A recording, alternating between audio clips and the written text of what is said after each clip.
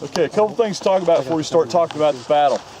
We just walked down Smoketown Road and came back up this tour road, which was not there at the time of the battle.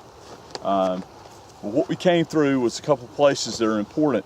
The first one that we walked through as we came around the sharp curve is called the East Woods. We're going to walk on the edge of it in just a few minutes. What you're standing in now is the North Woods.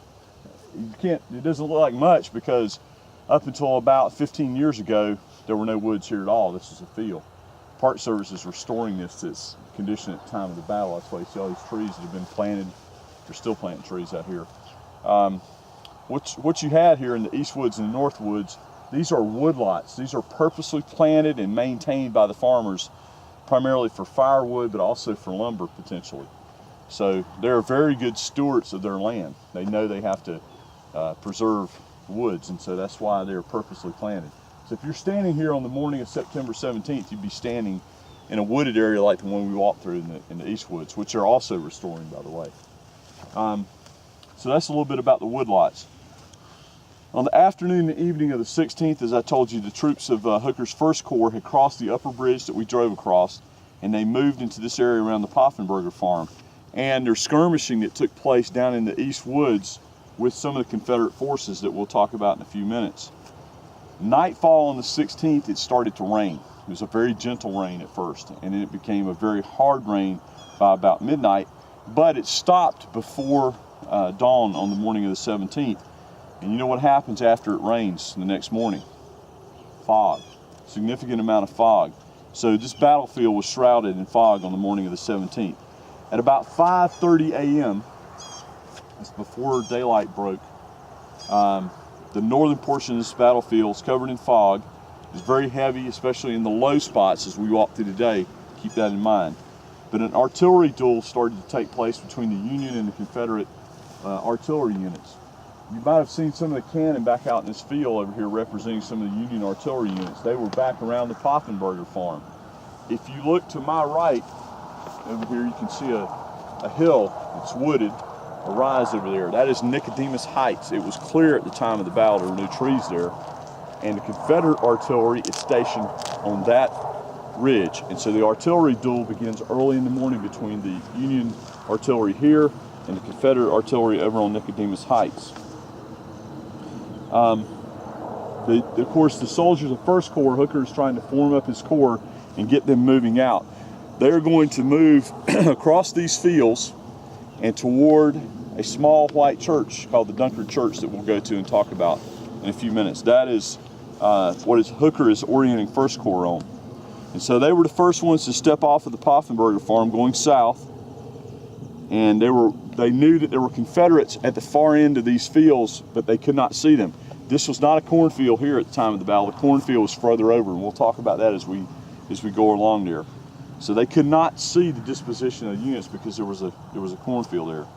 But as 1st Corps began to step off that morning, that artillery on Nicodemus Heights had them in range from the moment they stepped out of the North Woods.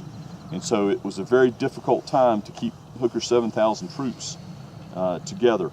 He had the divisions of Doubleday and Ricketts. Remember Abner Doubleday, I told you that was at Fort Sumter. He's now a division commander. But they halted when they reached the northern end of Miller's cornfield. We'll walk right by the northern end and I'll show you where they stopped. The corn is about 5 to 6 feet high, but Hooker could see the regimental colors of the Confederates, and he can also see their bayonets above the corn.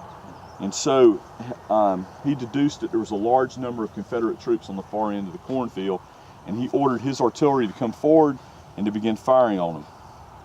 And so the first infantry engagement took place about 15 minutes after Hooker ordered that artillery barrage near the boundary of the East Woods. We'll walk right by the East Woods and into Miller's cornfield, and that's where the first engagement took place.